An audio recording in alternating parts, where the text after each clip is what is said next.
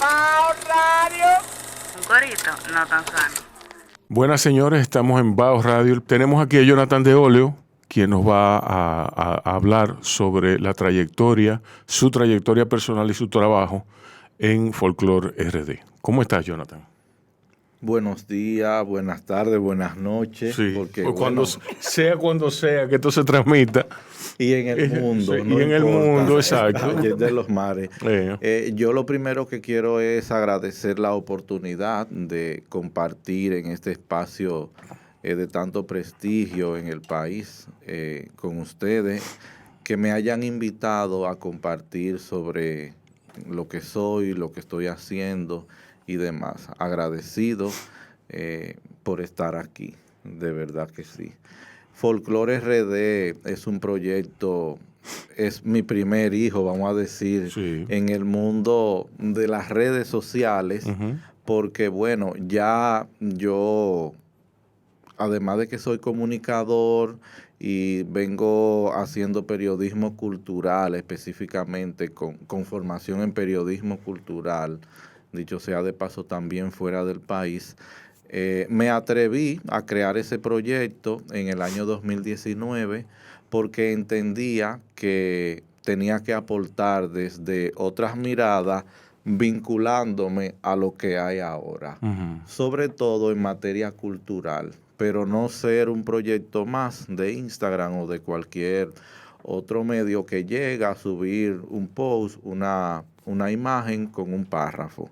Porque me encantó que dijera algo que yo siempre he planteado. Hay mucho texto. Esa es la esencia de Eso es una cosa que a mí me encantó, sobremanera, porque tú dices el arroz, bueno, el arroz viene de tal sitio, de que sí o qué, que viene, tú me entiendes. Entonces te da muchísimo más, aparte de la foto chula, la foto atractiva. Entonces nosotros huimos de reseñar, de darle espacio a todo el ruido que hay en Internet, ¿entiendes? Entonces, que es muy común. Entonces es como handpicked, es como cogido con pinzas.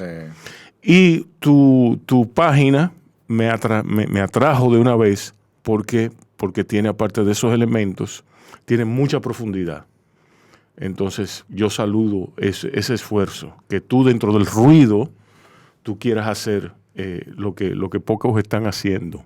Así es, bueno, y reitero el agradecimiento, además de agradecer a un público específico, porque proyectos como el que trabajamos tienen su público. Exacto. Público como ustedes, que lo vio inmediatamente, Sí. Lo que estoy buscando es esto. ¿Por qué mucho texto? Bueno, porque es que eso no es lo común. Sí. No es solo poner un videíto y decir, el plátano lo trajeron los dominicos en Exacto. el 1511 América, burum, barará. No, vamos a hablar del plátano y que la gente entre y pueda leer, porque lo que estamos acostumbrados en las redes, entro, veo, le pasé y seguí. Entonces no quedó nada. Sí. Entonces ahí entra el elemento del que yo formo parte, que yo soy un investigador cultural, Exacto. un profesional de las ciencias sociales, que he creado este espacio para educar. Exacto. Para aportar, para poner en valor la identidad dominicana desde diferentes perspectivas, Exacto. para visibilizar y sobre todo atreverme a tocar temáticas delicadas. Yo le llamo delicada, bueno, para mí no hay nada delicado, ahí todo lo que yo puedo subir lo subo. Dicho sea de paso, ahí hay de todo, porque cuando yo hago publicaciones, por ejemplo, sobre Gaga, ya ustedes se pueden imaginar, Exacto. me han tumbado la página varias veces, etcétera. Por ahí me han amenazado hasta de muerte, grupos religiosos, fanáticos. Pero bueno, eso es parte de, porque todavía estamos en RD y nos falta mucho por desaprender. Pero básicamente eso es Folklore RD, un espacio de puesta en valor de la identidad dominicana, de la historia, de la cultura, de la tradición. Un simple ejemplo, no sé si ustedes recordarán lo que pasó hace unos meses, que murió Hilda. Una señora muy conocida en este país que vendía flores aquí en Gascue. Pues yo conocí a Hilda mucho tiempo Y cuando me enteré que falleció, bueno, pues yo contacté a su hija, fui al lugar, veo todo, dije, déjame escribir sobre Hilda. Pues yo tengo una manera de escribir que yo, por ejemplo, cuando escribí sobre Hilda, ya yo sabía que Xiomara Fortuna había dedicado un tema a Hilda Sí. hacían varios años. Entonces yo hablo del tema de Xiomara sobre Hilda, lo que dicen otros medios y hago un recuento sobre ella. Exacto. Eso se fue viral. Exacto. Eso se volvió viral. Yo asistí como a 5 programas a hablar sobre el tema. Ujú. Y así con otras temáticas que voy publicando, que voy subiendo. Obviamente, es importante lo que plantea Rubén, porque cuando tenemos la oportunidad de ir trabajando en medios como este y que la gente va aceptando un público, porque cada espacio tiene su público, hay que tomar en cuenta también la calidad de lo que se hace. Desde el punto de vista de la historiografía, yo no puedo subir algo que no tenga sus fuentes, de dónde lo saqué, Exacto. a quién consulté, Tiene qué que haber- bibliografía. bueno, pero eso viene en tu profesión. Yo te pido disculpas. Vamos a unos anuncios de nuestros auspiciadores, De porque tú acuerdo. sabes cómo es. Y luego volvemos con Jonathan de Oleo. Agarra ahí ese hilo de conversación, ¿ok? Venimos seguido. Disfruta el sabor de siempre con harina de maíz mazorca y dale, dale, dale, dale. La vuelta al plato. Cocina arepa, también empanada. Juega con tus hijos, ríe con tus panas. Disfruta en familia, una cocinada. En tu mesa la silla nunca tan contada. Disfruta el sabor de siempre con harina de maíz mazorca y dale, dale, dale, dale. La vuelta al plato. Siempre felices, siempre contento. Dale la vuelta a todo momento. Cocina algo rico, algún invento. Este es tu día, yo lo que siento. Tu harina de maíz mazorca de siempre, ahora con nueva imagen.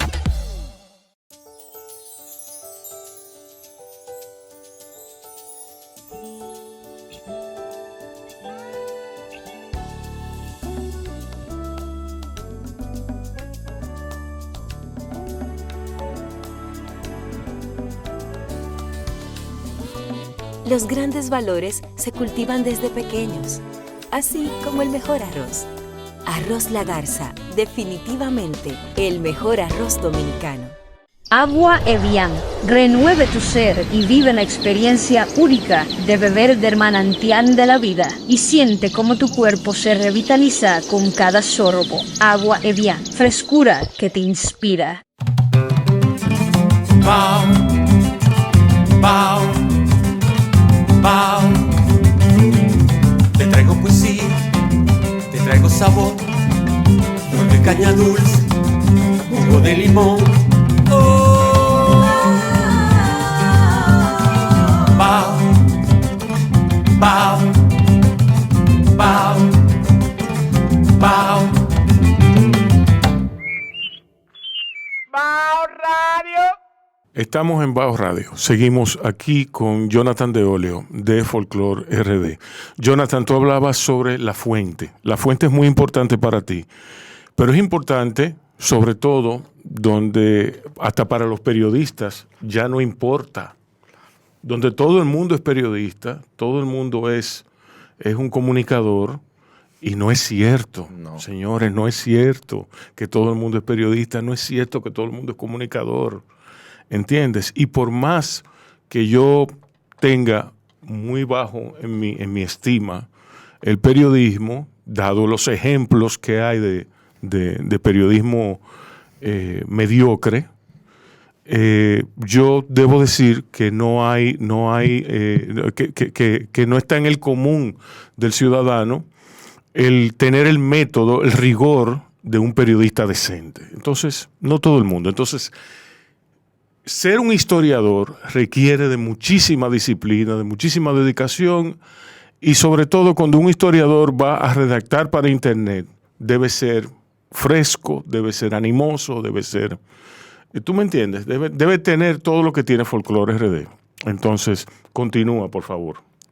Bueno, es básicamente eso que planteaba. Hay que tener mucha cuenta cuando comunicamos, porque bueno, si buscamos el término de comunicar, se podría decir, todo todos comunicamos, pero Sí. para ser comunicador o periodista, que ya estamos hablando de otra cosa, porque hay que tener academia, Sí. hay que tener formación y demás, y las características que tiene el escribir desde la mirada del periodismo, el Exacto. qué, el cuándo, el cómo, el por qué. Bueno, entonces, ¿qué yo hago en folclore? Si yo voy a trabajar una temática, yo tengo que investigar esa temática, Exacto. aunque yo la maneje y la haya vivido. Tú Sí, tienes que revisar tus fuentes. mis fuentes, las bibliografías, quién escribió sobre esto y otra cosa, ya lo planteaba, tenemos ahí la internet Google, San Google. Cualquier persona va a buscar algo, pero ojo, hay que saber Exacto. qué fuente Dentro- busco, de- quién escribe. ¿Quién escribe? Porque hay de todo como en botica. Sí, Bien. sí. De manera que, bueno, no es quizá la panacea folclore, pero cuando desde folclore se publica algo ya ha pasado por un proceso, un filtro, y sobre todo siempre vinculado a bibliografías, a fuentes. Y hay algo también que para mí es muy importante: cómo escribo, para quién escribo, por qué. ¿Qué quiero dejar con eso que escribo? Exacto. Una enseñanza, un aprendizaje. A mí suelen muchos medios llamarme, necesitamos que venga a hablar el Día de la Gastronomía Dominicana, como ha escrito sobre tal cosa. Entonces cuando yo voy le digo, no es que yo solo he escrito, es que yo hice formación en temas de gastronomía vinculada a la identidad. No, es que yo además soy esto. O sea, no puede de un proceso que la gente lo vea muy bonito, publicado, quién está detrás. Y ese tipo de cosas se valora, como ha hecho usted. Exacto. Mira, lo importante es saber que lo que tú haces tiene un valor, ¿verdad? Tiene un valor. Que yo lo vea, que yo no lo vea, eso está en mí. Correcto. Que lo vea el gran público, que no lo vea, que lo vea un público exclusivo. Es como lo que hacemos aquí en Bajo Radio. O sea, lo importante es saber que lo que tú dices no termina ahí la cosa. No termina ahí. No termina ahí. Eso va a servir para que usted se haga preguntas. Para que usted se pregunte por qué, por cuánto, por cómo fue.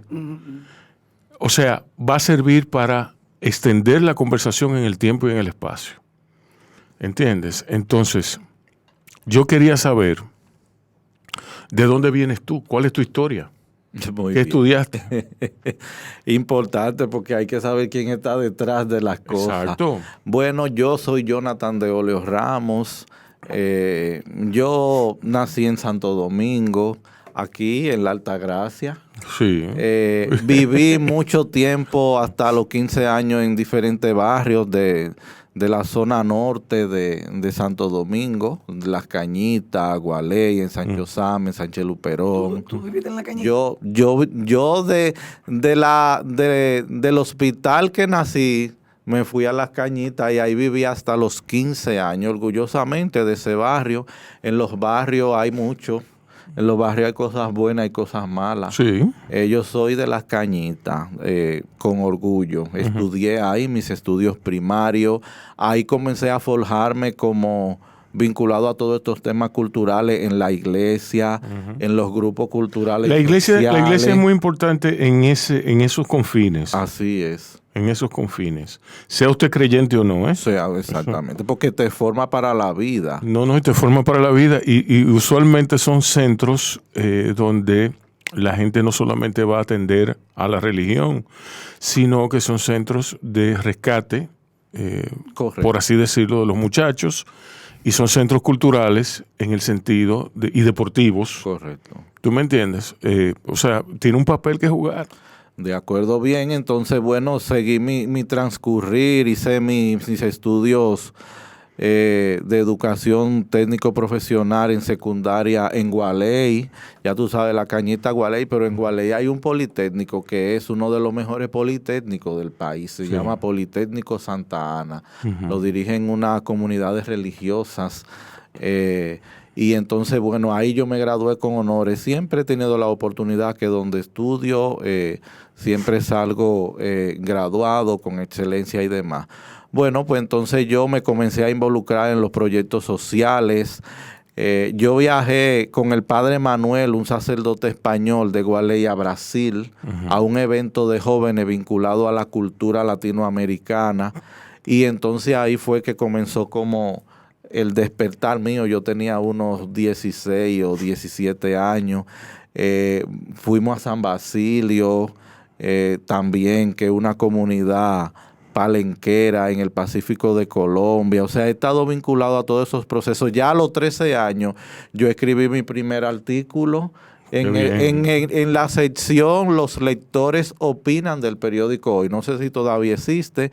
En ese tiempo no habían redes sociales, que uno lo buscaba en las redes. Sí. Pero adivina de qué, de Liborio Mateo. Sí. Escribí yo mi primer artículo. ¿Por qué? Porque yo vengo criado por mis abuelos de una familia. Mi familia paterna es de San Juan del Sur. O sea, son liboristas. Y mi familia materna del Cibao. Entonces ahí hay dos miradas. Sí. Un encuentro y un desencuentro. Sí, sí. Liborista, vinculado a la religiosidad popular. Yo siempre digo, donde yo me crié, en la noche se hablaba de temas de cultura, de tradición, de historia. Y mis abuelos no eran intelectuales, pero tenían cultura oral. Y ahí yo fui aprendiendo todo esto y enamorándome de todo esto, que asistía con mi abuela a los velorios, que era rezadora, que a la fiesta de palo, que a la velación en el sur, que no sé cuánto. Bueno, pues entonces sigo mi proceso. Estudié locución en la Otto Rivera también. Estudié en el IDP del último grupo, que ya el IDP no existe. Fui formándome en diferentes áreas, pero entonces yo dije, yo quiero hacer otras cosas. Estudio educación y entonces me fui a estudiar a México antropología. ¿Por qué? Porque entendía, ya iba conociendo qué era la antropología. Ya tú tenías la comidilla. Sí, correcto. Entonces, quiero formarme en la metodología y demás para trabajar todo esto. Entonces, yo recuerdo que siempre en mi familia, pero eso, porque estudia informática, porque tú te graduaste de técnico en informática, primero era como derecho, pero incluso me llegaron a regalar libros de los Mazó. Todavía lo tengo, pero no, es que lo mío era otra cosa. Sí. Entonces, cuando me voy por ahí, tengo la oportunidad de estudiar antropología y luego hacer varias formaciones ya de especialización. Y me voy destacando, vamos a decir destacando, porque yo soy joven, yo tengo 36 años, escribiendo, visitando algunos medios que me llaman porque leen mi trabajo. Le agradezco a los directivos de Acento que me abrieron la puerta para escribir. Yo escribo en Acento todos los fines de semana, unas temáticas muy puntuales vinculadas a la cultura. He estado vinculado también a los medios desde el 2008 en segmentos de programa hablando de cultura. ¿Ustedes recuerdan Aprenda Mecánica por televisión? Sí, claro.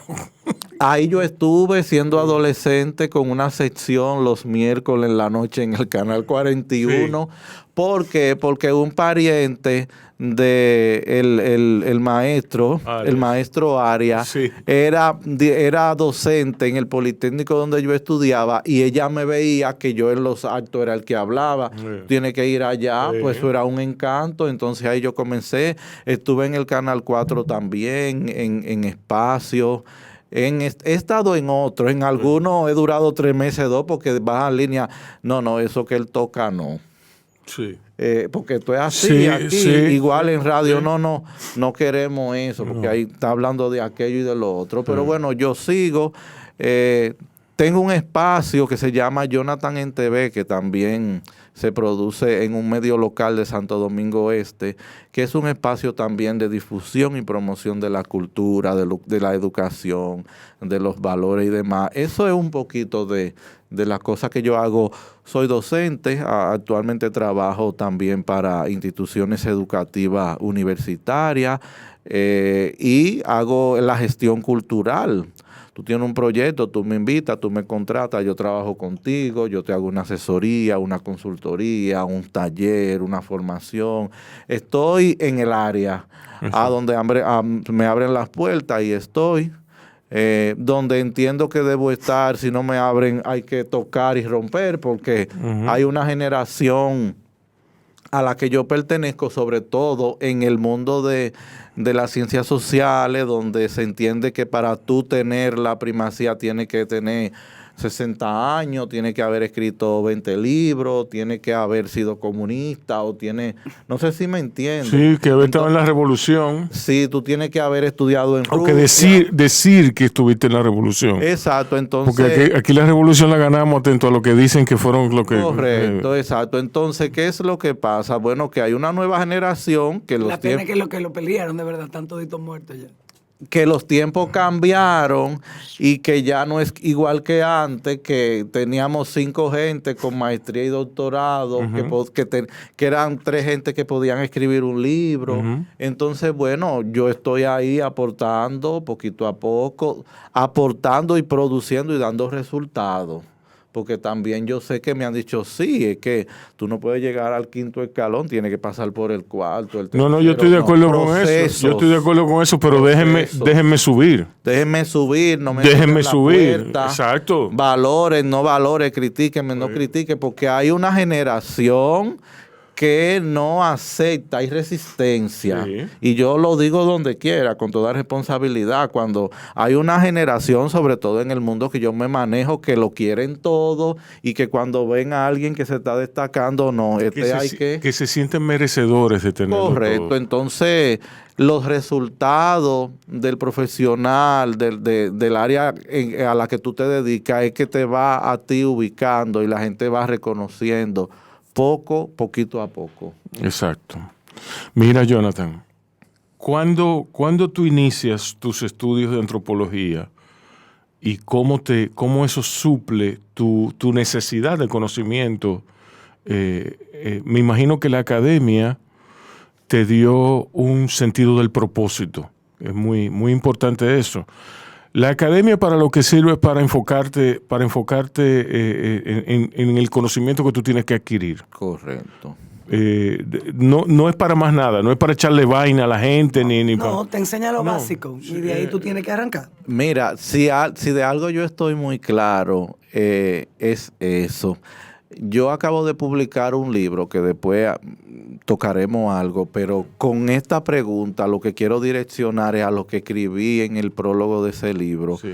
Y ahí yo planteo, lo tengo como condición de vida. Mi academia mayor fue mi hogar. Exacto. Mis abuelos, mis padres, ahí fue que yo aprendí. Mi academia es cuando yo voy a una manifestación a vivir lo que hacen los portadores de tradición, los hacedores, es la mayor academia. Ya la academia en sí como universidad, de instituciones de formación, te dan a ti cómo tú hacer los procesos, la metodología y las cuestiones ya desde el punto de vista de la ciencia, pero claro, con los hacedores es que realmente tú te formas.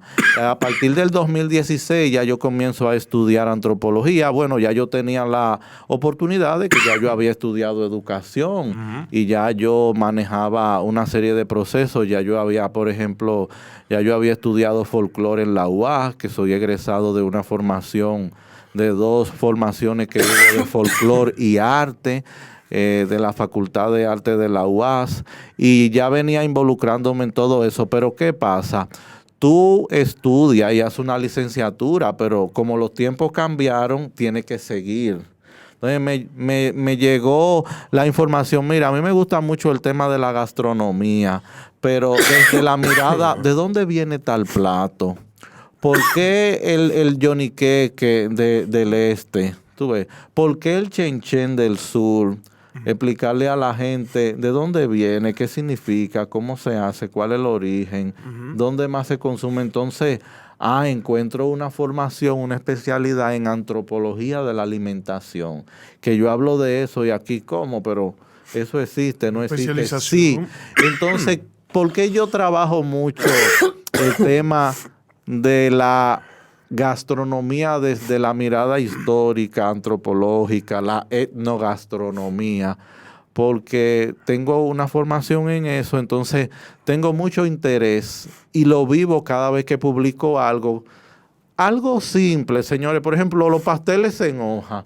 Cuando tú publicas algo de los pasteles en hoja, ¿dónde dicen los cronistas que se consumió primero? ¿Qué, por ejemplo, dice Hugo Tolentino de los pasteles, desde la parte histórica? Y entonces un público grande no sabe de dónde vino, el por qué se envuelve y demás. Eso es lo que yo hago. Para eso fue que estudié. Sí. Y haciendo eso es que me siento bien. Aunque yo amanezca en mi casa preparando un documento, buscando una información, con mi agenda que voy a publicar, porque todo tiene un proceso. Yo no publico ahí nada a lo loco. Yo trabajo con una agenda el día tal, entonces el día de San Miguel voy a trabajar el tema de San Miguel. Pero si ve lo que publiqué el año pasado de San Miguel, este año trato de publicar otra cosa. O el día, por ejemplo, de Duarte. Yo puedo escribir qué pensaba Duarte sobre la cultura. Y entonces ahí voy concatenando una cosa con la otra. La gente es exigente, el público ya me piden, ¿por qué tú no escribes sobre tal tema? Hay temas que generan debates. Entonces, de un tema yo tengo que seguir trabajando otro porque se hacen unos coloquios y unos talleres dentro de la gente. Es esto, yo había escuchado, bueno, yo no todo lo que digo es verdad. La ciencia no es así, la ciencia es diversa, las opiniones son diversas. Nada, entonces ni nada es absoluto. Nada es absoluto. Entonces, bueno, lo importante es aprender, desaprender, que es un término que yo uso mucho porque aquí a nosotros como dominicanos sobre todo, yo lo digo desde el fondo de mi corazón, tenemos que desaprender tantas cosas que todo lo que escuchamos no lo analizamos y de una vez decimos, eso es de negro, eso es de Haití, eso no es de aquí. Tú ves, yo le digo a la gente, tú me estás hablando ya de los más necios. Pero es una realidad. Que no reconoce cosas. Bueno, no. A mí me gusta el mofongo, pero yo no quiero saber de lo negro. Entonces yo comienzo a explicarle. ¿Y tú sabes que el término mofongo, de dónde vino? ¿Tú sabes quiénes preparaban eso? ¿Tú sabes cómo llegó? ¿Quiénes lo preparan? Yo nunca lo escuché. ¿Quiénes lo preparan todavía? Claro que sí. Y no saben lo abarcador que es el mofongo. Las versiones de aquí a Guyana, a la Guyana francesa, hay muchísimas versiones del mofongo. Claro que sí. Porque incluyendo en Ecuador, hay una cosa que se llama bolón. Yo acabo de venir de Ecuador, de un evento en la sierra, por allá por la Amazonía. Se hacen el chicharrón, agarran los plátanos, envuelven en la bola el chicharrón y lo sirven bañado en un caldo. Dime. Así. No es mofongo. Bola de plátano. Bola de plátano. Yo casi estoy haciendo un trabajo etnográfico sobre el tema porque me llamó la atención y ¿Cómo llegó a Ecuador? Exactamente. ¿Cómo porque llegó? La Guyana yo creo que se cae de la mata, pero Ecuador. Lo que pasa es que en Ecuador hubo una comunidad afrodescendiente. Exacto. Y hubo manieles por allá también. Sí. Incluso en la zona que yo estaba, hay una zona afro, que es la zona de la Amazonía. ¿La zona de la playa? No, es la zona de la Amazonía por allá, por una provincia que se llama Anapo, donde cerca de comunidades indígenas, quichua y guaraní. Incluso yo visité esas comunidades y no solo la bola, todo lo que se hace con el plátano. Entonces, si hablamos de plátano, yo no voy a decir que soy experto en estudios de plátano.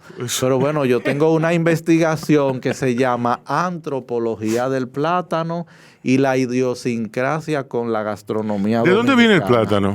¿De dónde viene el plátano? El plátano es de Asia. Llega a Europa y lo traen los europeos aquí en 1511, los dominicos. Sí, pero yo veo otra fuente, quizá por medio de las migraciones indias a Sudamérica y de Sudamérica brinca para acá, a las islas, a las islas del Caribe, a las islas menores. Lo que se conoce, bueno, y cronistas, varios cronistas, estamos hablando de la época colonial, que establecen en el segundo viaje que hizo un sacerdote dominico, apellido Berlanga, trae la cepa de plátano. Exacto. Aquí a lo que ellos le llamaron América. Sí, porque no es que trajo el plátano. No, trae la cepa de plátano. ¿Por qué? Porque ya habían comenzado a venir esclavizados y el plátano es una comida principal en la cocina de los negros y las negras. Entonces, hay un trabajo que acaba de publicar, que agradezco la oportunidad. Se publica por primera vez en el país la revista Reserva Arte y Cultura del Centro Cultural Banreserva. Un trabajo mío que se llama Antropología del Plátano. Lo pueden buscar en sus redes, que está digital. También estuvo en la revista impresa, donde yo hablo ahí desde cuándo llegó el plátano hasta el plátano Power. Sí. Es un trabajo que fue parte de una tesis de la especialidad en antropología de la alimentación, que también va a ser un libro pronto. Yo estoy trabajando en eso.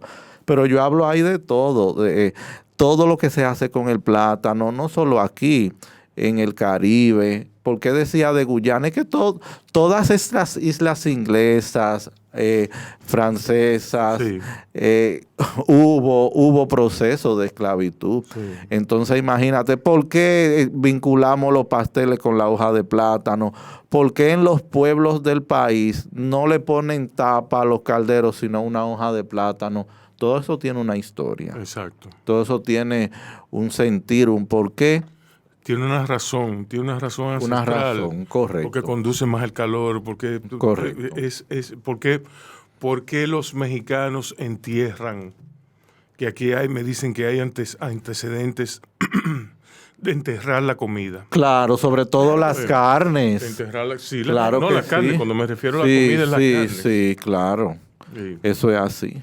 Es que hubo proceso de migraciones y lo que venían nos enseñaban. Exacto. ¿Por qué? Porque es muy interesante. El mar era un medio de transporte, no era un impedimento. No. Era un medio de transporte. Era un sitio donde tú ponías tu canoa y tú ibas a Venezuela. Correcto. Por ejemplo. De ahí se establecía, había un circuito.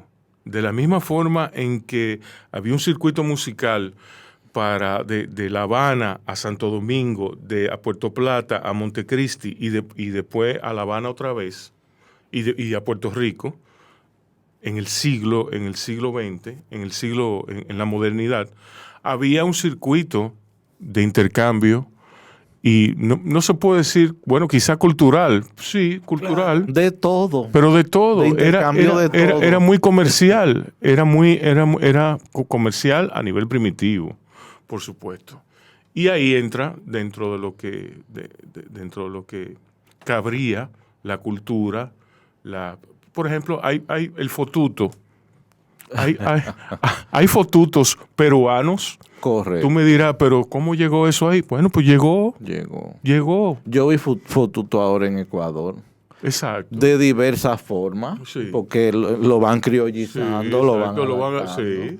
Igual los tambores. Eso es lo maravilloso de la cultura, que nosotros, el único que no cree que la cultura es orgánica, la cultura es orgánica. Totalmente. Y se nutre y asimismo desecha las cosas que no le sirven. Claro. Espontáneamente. La cultura hace eso, se regenera. Se transforma. Se transforma. En antropología se dice la cultura se transforma por la necesidad del colectivo. Exacto. No es estática. Exacto. No se pierde, se recrea, va cambiando. Sí. Sí. Bien, vámonos a unos anuncios culturales y venimos con más de Jonathan de Olio y Folklore RD. Bao Media Group. Podcast. Coberturas. Documentales. Reserva tu espacio con nosotros. Escríbenos vía DM. Un corito no tan sano. Leandra 1. Mi lápiz.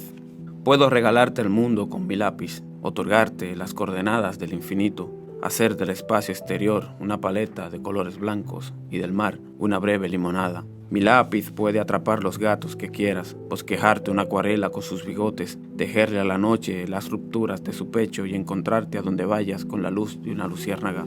Este lápiz puede convertirme en aire si tú decides ser ave, llevarme donde estés si alguna vez te alejas, inventar todo de nuevo si alguna vez me olvidas. Este poema Lo pueden encontrar en mi libro El sastre de las mariposas, mi primer poemario, el cual pueden encontrar en Librería Cuesta, en SD Culé, en la Librería La Trinitaria, aquí en Santo Domingo, y también prestado en el Carretón de Libros, en La Romana, en la Papelería Nueva Vida, o a través de mí, ya sea por mis redes, sea Instagram o Facebook. También lo pueden encontrar de manera disponible y en físico en Amazon. Allá está, denle un poco de cariño. Gracias. Obsid contiene un ensayo crítico sobre las guerrillas de 1899 a 1909 en República Dominicana y explora la esencia del poder autoritario en nuestro ecosistema. Lo pueden conseguir en Mamey Librería y el Museo de la Resistencia. Comparte, recuerda darnos tu like y activar la campanita para notificaciones.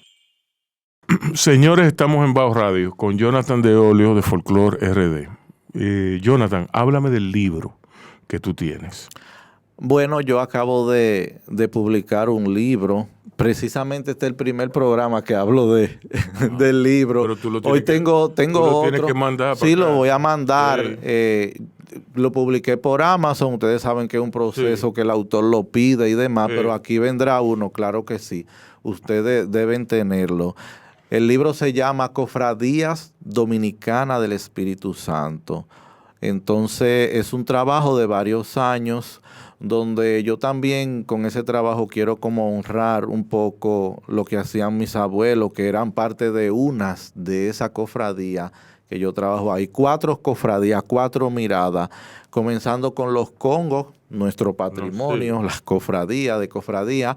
Y entonces pasando a Cotuí, con la cofradía de Cotuí, primera cofradía fundada por negros y negras también, porque toda esa zona hubo manieles y hubo un proceso de esclavización también en la zona. Pero de ahí entonces yo me voy a Elías Piña, municipio comendador, donde hay una cofradía interesante, familiar del Espíritu Santo, que tiene una vinculación con las cofradías de San Cristóbal, pero que en los años 1800 emigró esa tradición de esa zona al lugar con una señora que yo la describo muy bien, es una cofradía también muy vinculada a la identidad del sur, que tiene sus particularidades. Sus particularidades que ya de ese tipo de cosas no vemos. Entonces, otra cofradía que trabajo es la cofradía del Batey. La cofradía del Santico del Batey en San Juan de la Maguana. Otra cofradía extraordinaria que hay que conocer y visibilizar. ¿Por qué? Porque las cofradías no solamente son hermandades vinculadas a lo religioso popular, sino social. Los que pertenecen a cofradías, que le llaman cofrades, participan de procesos. Por ejemplo, ahí está los ritos funerarios, cómo se hace. Exacto. Tú vas a Villamella, un rito funerario, y tú crees que está en otro país. Ahí es totalmente diferente. Hay una historia. Y los congos tienen sus ritos particulares. Correcto. Y los morenos tienen sus ritos particulares. Correcto. Sus ritos, sus instrumentos, sus cantos, sus símbolos, sus características.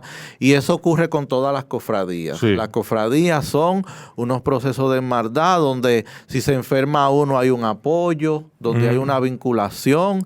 Tú sabes lo bello que es vivir tú en Villamella, un banco. Que cuando tú le hablas a la gente de un banco, no es un banco de dinero, no. Son expresiones y procesos vinculados a los ritos que se hace con los cofrades. Exacto. Entonces, en esa cofradía yo hablo, en ese trabajo hablo hasta de las vestimentas de promesa. ¿Por qué la gente se viste de un color específico el día de un santo? ¿Por qué el vestido tiene una cruz? La vinculación. Exacto.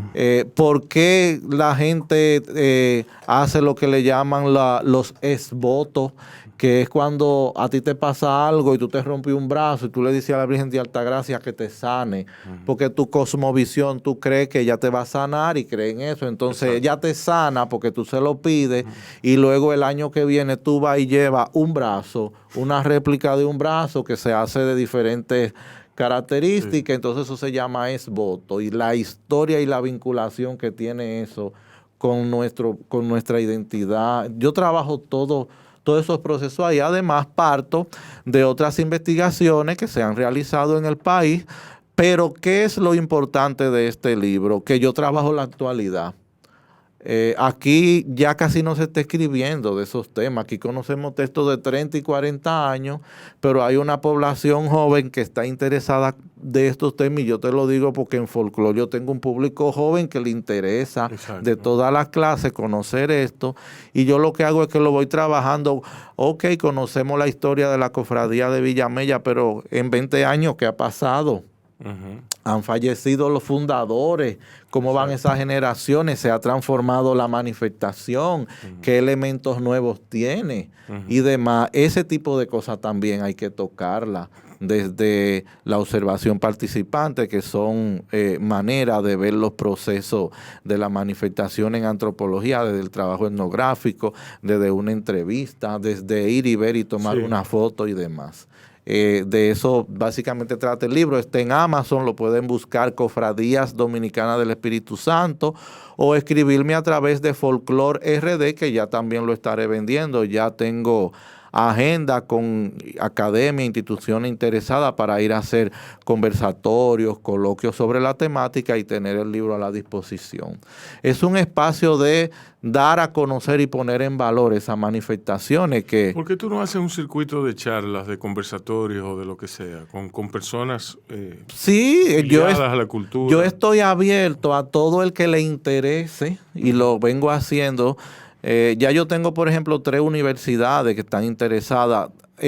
Todo el que le interese mi trabajo, sea el de los libros, sea el de la gestión cultural, sea el trabajo de la gastronomía, a lo que entiendan, estoy abierto a compartir, porque no tiene sentido que lo que yo haga me quede con él o que solo transcurra en el espacio de folclore, sino en todos los espacios, hasta fuera del país. Porque yo fui a Ecuador y acabo de participar allá en 2 eventos. Un evento vinculado a la gastronomía indígena, una cosa bellísima, donde formé parte. Cuéntame de eso.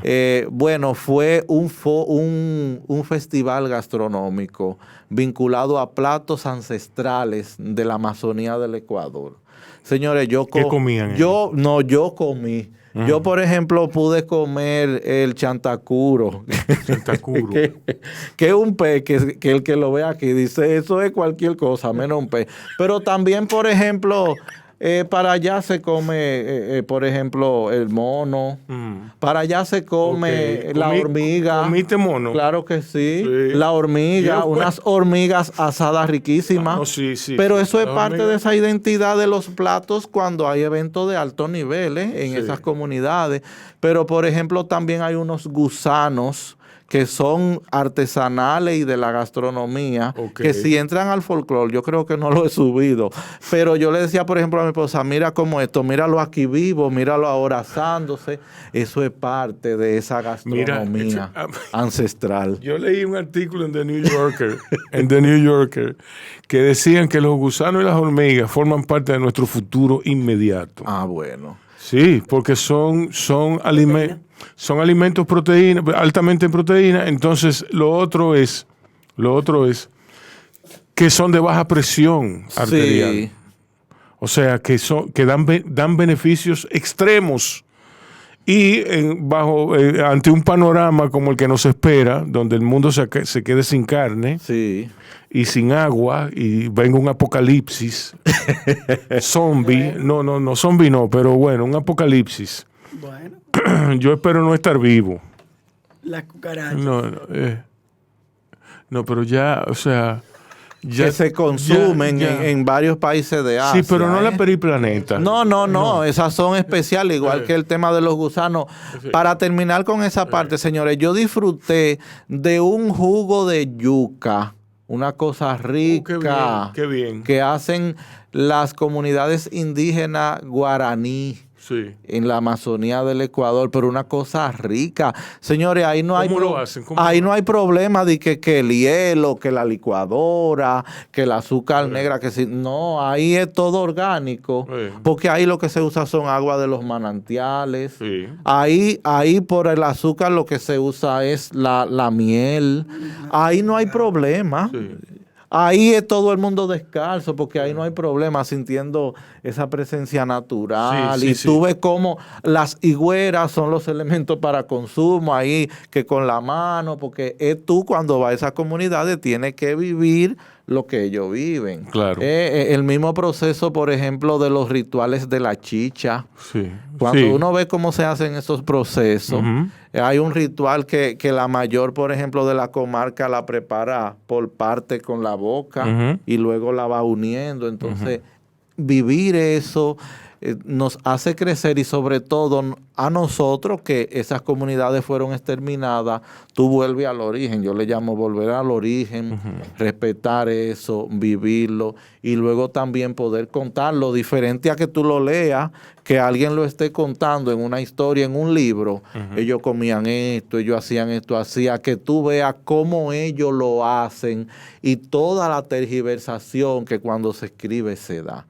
Porque cuando se escribe hay cosas que el escritor dice, quiero que esto se proyecte, quiero esto, no. Eso Sí. siempre ha ocurrido con la historia nuestra.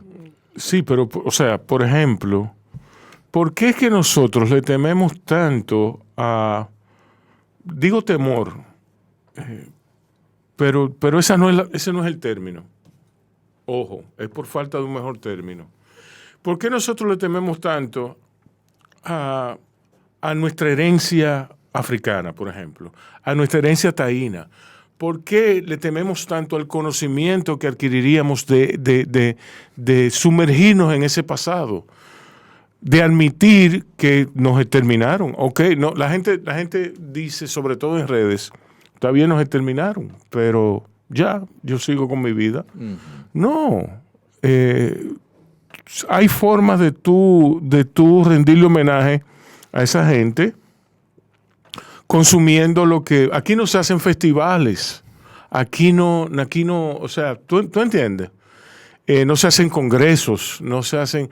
De las pocas personas son Bernardo Vega y tu papá. Correcto. Trabajaron Las pocas personas el tema que lo fuertemente. que trabajaron el tema taíno. ¿Tú me entiendes? Trabajaron el tema taíno.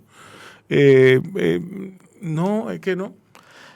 Bueno, y es excelente reconocer esa línea de investigación tan pura, tan aguda que desarrolló sobre todo el doctor Hugo Tolentino, y que todavía son referentes, porque aquí no podemos mencionar otros nombres que lo hayan reemplazado. Exacto. En cuanto a al trabajo intelectual vinculado a eso, de todo lo que trabajamos eso, tenemos que ir a beber de esa savia. Exacto. Pero sí, no podemos decir que hubo un exterminio en total, porque nosotros tenemos muchos rasgos, nosotros tenemos identidad, nosotros tenemos la oralidad. Cuando tú dices voy para Anigua o pasé por el río Sama, tú estás reviviendo esta historia de nombre. O cuando tú dices que quiero un chin de casado. Que ni de eso nos enteramos. No se enteramos porque no se enseña. No, Tú dices a un niño, mira... Aquí la gente no se imagina la cantidad de términos taínos Totalmente. que hay en el lenguaje, en el español dominicano. Correcto, tenemos. Ni se imagina la cantidad de nombres de palabras africanas que hay en el lenguaje dominicano. Sí. Ni se enteran tampoco de que, por ejemplo, los apellidos que muchos le atribuyen a Haití, no son más que los apellidos de los dueños de los esclavos. Totalmente. ¿Entiendes? Entonces, pero eso hay que profundizarlo. Sí, pero es que hay mucha ignorancia. Es que la historiografía dominicana, y yo siempre lo he planteado, ha tenido demasiada laguna y se ha escrito de manera intencional solamente para visibilizar el blanco. Eso es lo que se nos ha enseñado en los libros de texto. Lo que pasa es que el blanco gana porque el blanco fue el aniquilador. Y fue el que todo el tiempo tuvo la oportunidad de contar la historia. Exacto. ¿Quiénes eran los cronistas? Eran los indígenas, eran los negros, eran los blancos. Hubo cronistas irresponsables que contaron la historia como era. Un poquito. Un poquito. Porque eso había que procesarlo en la corona. Es una conversación. Para que saliera o no, ¿eh? No, pero está bien. Está bien, pero eso nos da como fruto personas como Hugo Tolentino Díaz, personas como Bernardo Vega. Correcto. ¿Tú me entiendes? Correcto. Es un proceso. Que se salieron. Exacto. Que dijeron, bueno, déjame, esto es lo que me dice este tipo, estos tipos. Déjame ver qué hay por aquí. Sí. ¿Tú me entiendes? Y pagaron un precio en la historia también, porque cuando tú tienes miradas que tú dices, esto es lo que quiero visibilizar, hay ataques, hay situaciones, hay procesos de coherencia de vida. Yo lo vivo, o sea, si yo planteo, por ejemplo, yo hablo del Gagá y digo hay un Gagá dominicano, cómo se formó el proceso, ya eso a mí me trae situaciones que ustedes no se pueden imaginar porque la gente se va a lo personal. De la misma forma que hay un vudú dominicano. Pero totalmente. Eso que no todo el vudú es haitiano, no todo el vudú es haitiano, hay un vudú dominicano. Criollizado, patentizado, orgánico nuestro. Que vino con la frontera, cuando se cenó la frontera, nosotros hicimos nuestra versión. Claro que sí. Que muchos le dicen para lavarle la cara, espiritismo, santería. Pero eso no es más que vudú. No. Aquí el término es vudú porque espiritismo es otra cosa y santería es otra cosa, aunque van de la mano, pero lo nuestro es eso. Y tenemos misterios, loaces, entidades que no la vamos a ver ni en Haití, ni en Colombia, que tienen ni nada, sus equivalencias, que son propias, que son equivalentes al santoral católico. Y son equivalentes al santoral vudú. Correctamente. Y por ejemplo, tú estudias el Día de San Miguel, ¿cómo se celebra aquí en ninguna otra parte del mundo? Exacto. Porque aquí hay una propiedad, entonces no lo valoramos. Entonces vienen de otra parte del mundo a investigar y a ver por qué lo celebramos. La zarandunga es una celebración muy particular. Única en el mundo. Única. Y mencionaba la Dolorita en Los Morenos. La Dolorita. Única en el mundo. Exacto. O sea, Liborio Mateo, la historia único en el mundo. ¿Me entiendes? De hecho, es el primero en tener esas características y es el único que se ha renovado. Mesiánica. El único que fue Liborio Mateo y que después los mellizos. Correcto. Hubo una transformación de ese proceso y la dimensión de Liborio, señores. Yo tengo varios años estudiando a Liborio porque soy descendiente de liborista. Conozco los descendientes de los mellizos, conozco las comunidades, he participado en congresos hablando del tema.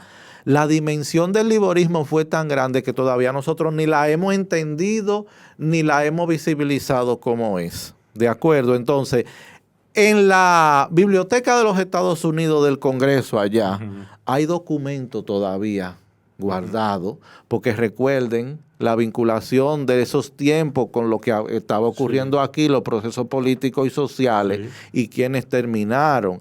Entonces, falta mucho por investigar, pero yo, por ejemplo, tengo una investigación que la quiero publicar y voy a una institución, digo, ay, sobre Liborio, ay, no, eso no, que después me atacan. Te puedo ayudar, porque ese es el tema. Pero la dimensión del liborismo, Liborio no fue una persona vinculada a la religión, fue social, fue político, hay procesos económicos, culturales, de desarrollo que nunca van a desaparecer, que además de la dimensión mesiánica, la Unión Internacional Cristiana se formó con el liborismo, que venían gente del mundo entero a curarse, a escuchar a Liborio. La Iglesia Católica sufrió embate, porque cuando Liborio tenía eventos se quedaban las iglesias vacías del sur. Y luego con Palmasola, ¿por qué se dio esa masacre? Que la gente dice, Palmasola, vamos a decir que fue una masacre porque ahí hubo asesinato de hombres, de mujeres, de niños. ¿Por qué? Porque la iglesia también temía de que ya estos hermanos mellizos, y hablemos de la vinculación de los mellizos con los marazá y demás, desde el punto de vista de la religiosidad popular, se quedaban vacías las iglesias y los sacerdotes de las matas de Farfán se pusieron locos, tenemos que hacer algo, tiene que ayudarnos el gobierno, esto hay que acabarlo. Se le estaba yendo del control. Se le fue. Y por ahí viene ese proceso. Se ha estudiado el proceso de la masacre, bueno, se ha escrito alguna cosa, pero es que hay que seguir trabajando eso porque esa es la historia nuestra.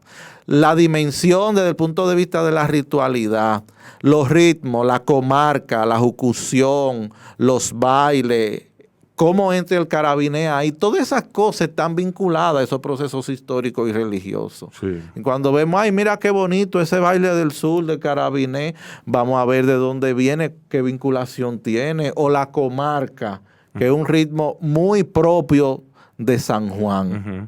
¿Por qué se toca así? ¿A quién evocaba? Se ha perdido en el tiempo porque hay que, o sea, hay muchas cosas que nosotros tenemos, pero todo está vinculado a lo negro, ¿eh? Entonces ahí es que está el problema. Sí.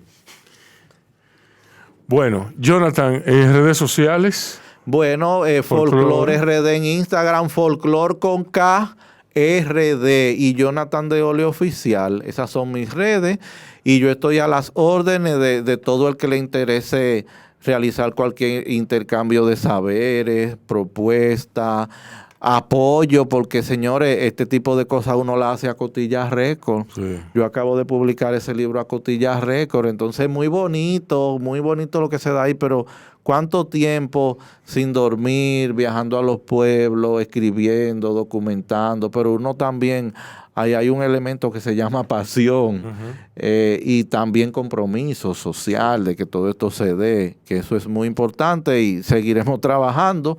Yo agradezco a ustedes la oportunidad de estar aquí, compartir con su público. Soy también seguidor y espacios como este tienen que masificarse porque no tenemos la oportunidad, lo que hacemos en este trabajo, de estar en los espacios. Hay miedo de tratar estos temas en todos los sentidos y ustedes lo saben. Entonces, que ustedes se abran a visibilizar el trabajo que nosotros hacemos es para mí muy importante. Jonathan, tu libro, otra vez. El libro, mi último libro que se acaba de publicar se llama Cofradías Dominicanas del Espíritu Santo.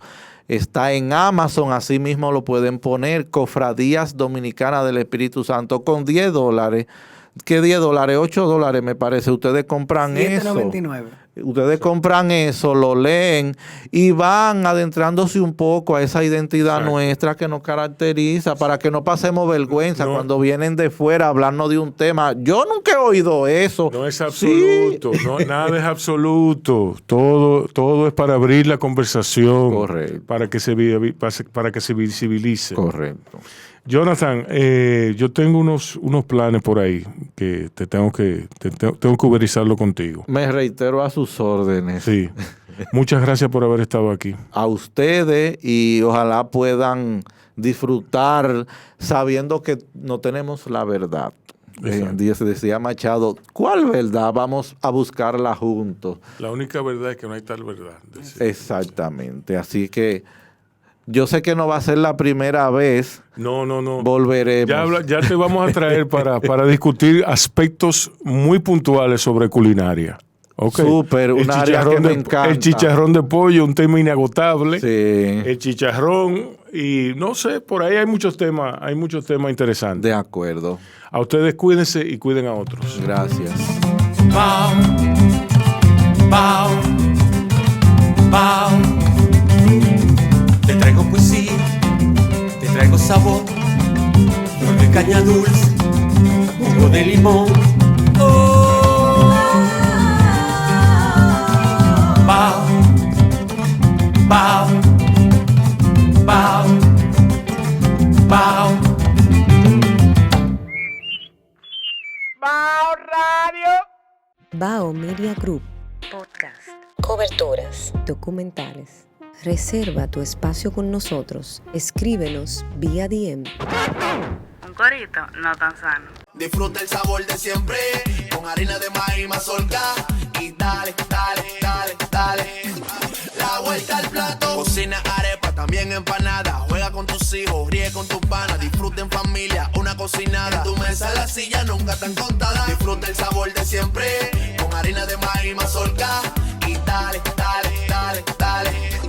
La vuelta al plato. Siempre felices, siempre contento. Dale la vuelta a todo momento. Cocina algo rico, algún invento. Este es tu día, yo lo que siento.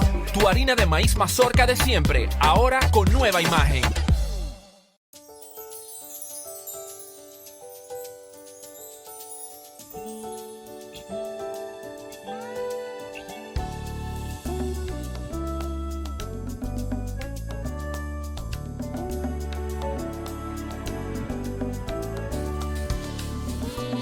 Los grandes valores se cultivan desde pequeños, así como el mejor arroz.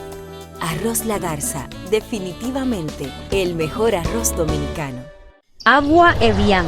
Renueve tu ser y vive la experiencia única de beber del manantial de la vida y siente cómo tu cuerpo se revitaliza con cada sorbo. Agua Evian. Frescura que te inspira. Comparte, recuerda darnos tu like y activar la campanita para notificaciones.